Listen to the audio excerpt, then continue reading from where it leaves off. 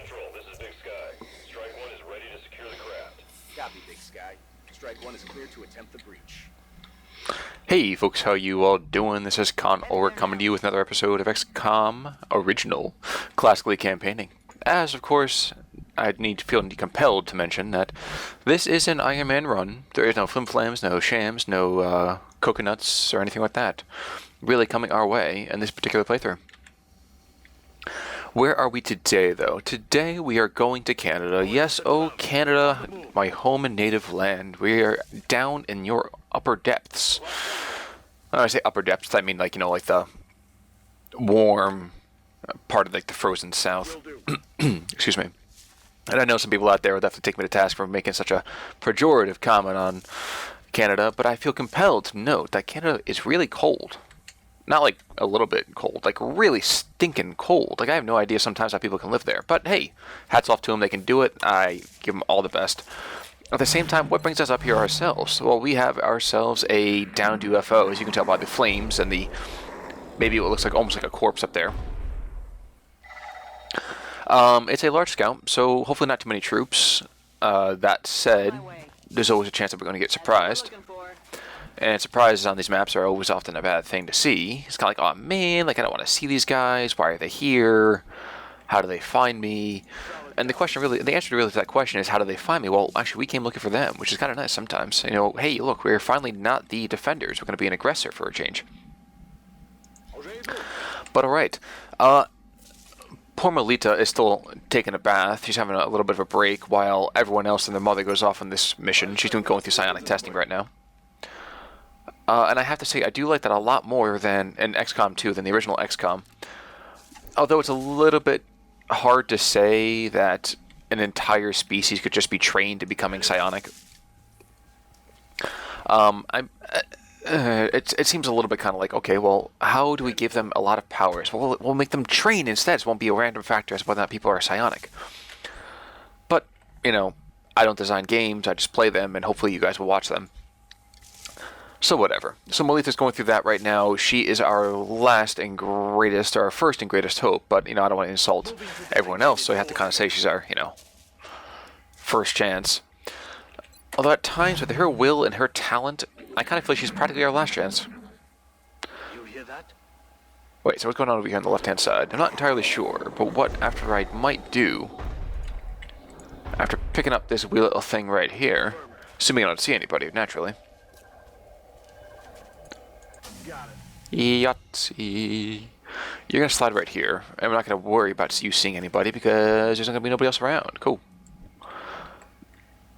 So moving our troops forward to kind of take both sides, the left and the right. Though we know something's going on over there, we're just not quite sure what that party is going to be. I understand. That said, Dimitri's going to slide himself over into the corner. Make things a little more safe for our brother. In arms. Or legs, for that matter.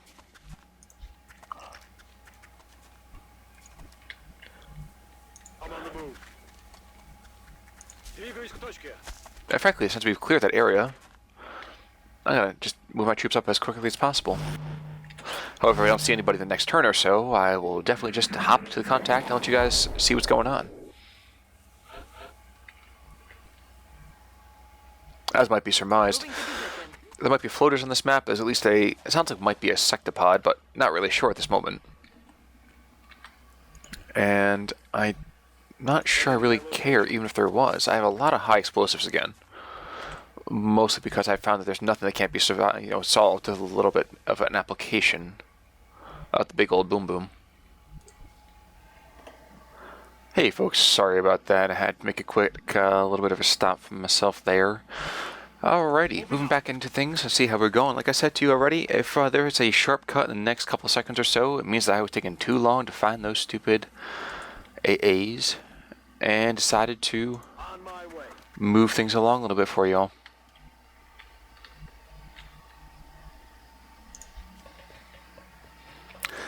I think just for the record, we're probably going to swing around the left side of this ship, clearing the outside, is moving towards the command center up in this area right about there. And look, this looks to be Meld at the forefront, so maybe what we'll do is we'll shift up towards that as well. Alright folks, I think I'm going to be taking contact in just a second here. During the course of the last alien activity turn, we had a transit from almost completely left and almost completely right. So I imagine I'm going to open the door and... Visual on the goods. Okay, this is a really, really weird contacts. Okay, so you know what we're going to do? You're going to shift down here. Hey look, and there's everybody we weren't trying to find. Great. So, sector commanders. Lovely. And floaters. Floaters galore, in fact. So jump me, dude. I dare you. Okay, well that's a little less frightening than I thought it was going to be. Actually, you. Maybe I'll do this first. I don't want to take out the walls. That would be bad. I expose my troops unnecessarily. But if I do this, I should do a fair amount of damage to a whole bunch of guys. So let's do that and see what happens.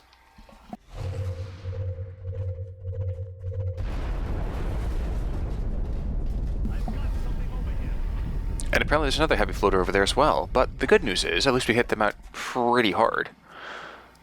Not like 100%, but you know, decently enough that we should be okay with things.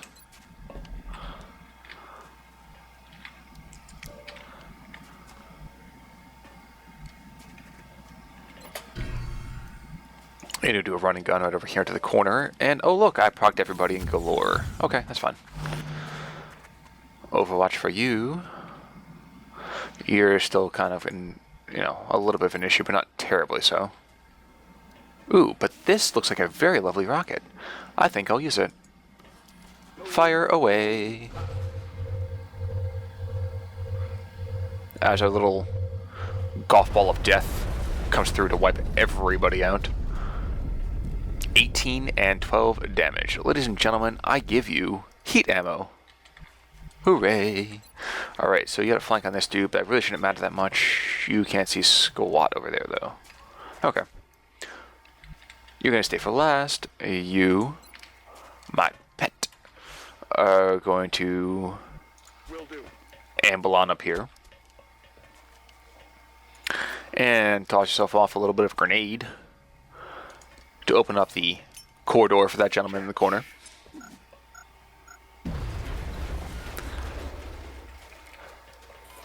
At which point, you cannot do what I want you to do. That's annoying. But you know what? You can do that. You take 2 shots at 62% and 70% crits. Okay, and all he needs is 1 shot. He says, son, I don't need no 2 shots. That's fine. Okay, so you on the other hand, maybe I can actually sneak you forward now. I'll loft a wee bit of a grenade. And to destroy your vicious little friend's cover.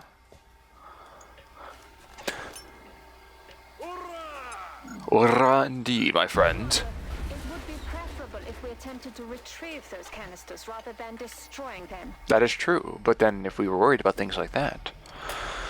I know Jane's gonna take some fire if he doesn't get killed, but you know what? That's fine, because Jane's got tons and tons of tankiness. Even more fun. Please, son.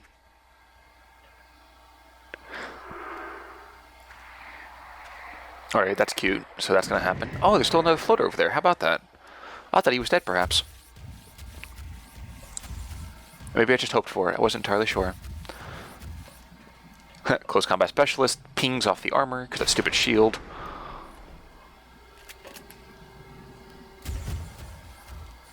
And oh well. At least he double moved. And there's more. Hey. Okay. There's plenty more. I do not think you'll have to worry too much about being flanked for long, my friends. Actually, I wonder if I could do this. That's even shorter. Why that distance is not bigger, I can't really fathom. But this will mean 2 kills and a heavy wound. And you know what? Let's just take out that wall. It offends me. It really offends me. So, kaboom, there goes the cover, but that's okay. It's going to meet you a chance to be a boss.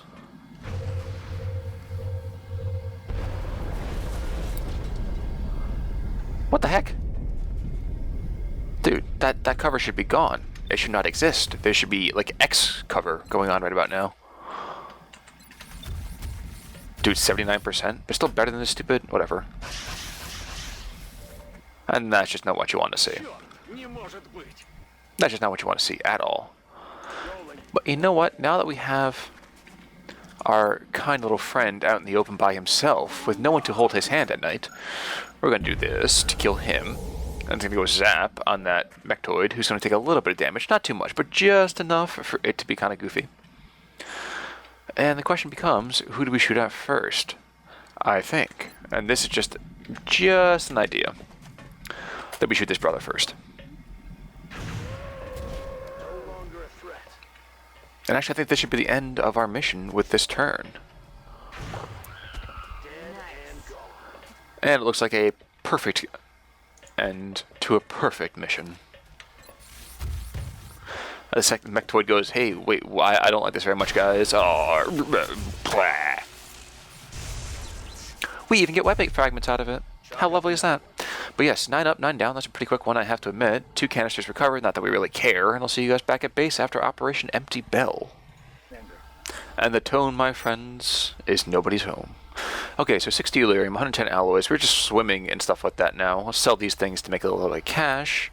And only 13 weapon fragments, which is a little bit annoying. But that's the one thing I do miss about this game. I do also like about XCOM 2. Is that XCOM 2 has that whole black market, which allows you to buy things to kind of speed things up a little bit. So I can buy like weapon fragments or something like that. Because we can't be the only people. We still haven't had a candidate respond positively to the testing. We'll have to continue evaluating the remaining troops from the current pool. Okay, so who to throw in there? I really thought Melita would be the case. Let's look, throw in Cartwright Jones. And I don't really want to throw anybody else in there because I don't want them to be out when I need them. So it's 1, 2, 3, 4, 5, 6. So let's just stay with Cartwright Jones.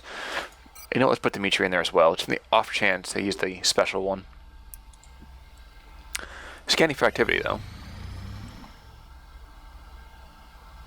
And I don't know why I would trade a Sectopod Wreck for that.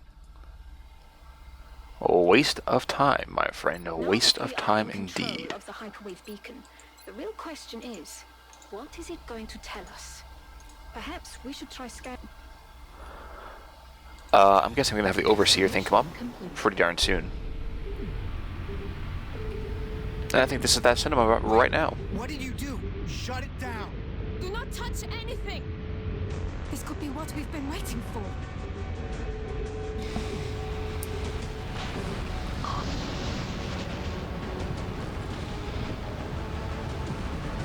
It's ripping itself apart. Shut it down, now. It could destroy the whole base. Nine! Give me time. For once. Trust me. Nothing bad has ever happened from a German scientist saying, no, keep going, keep going. Sir, new data is inbound from the hyperwave uplink.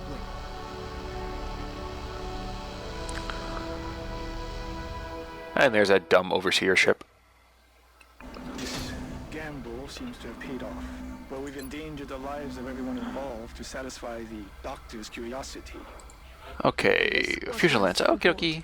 So, you know, this shouldn't be too bad. I do have enough boosts, I think, to kind of adjust for any really bad ideas. Oh, and since it's a Fusion Lance too, we're actually pretty well set on this one too. Yeah, dude, 2 shots that thing. Nice. Okay, so Ethereal Mutant Elites, Sectopods and Drones, no big deal there. It's going to be pretty cut and dry.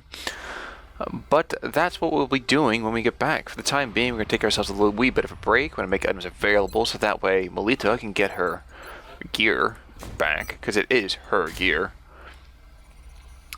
And unfortunately, while she's not the special that we thought she was, she will be getting some FaceTime with the aliens again to take out her frustrations. So guys, thanks so much for checking in. When you guys come back, we'll be taking on the Overseer UFO, which I'm sure you guys have seen before in other playthroughs, but not with so much style as this. Alright guys, this is Conor signing off. Take it easy everybody, and I will see you all soon.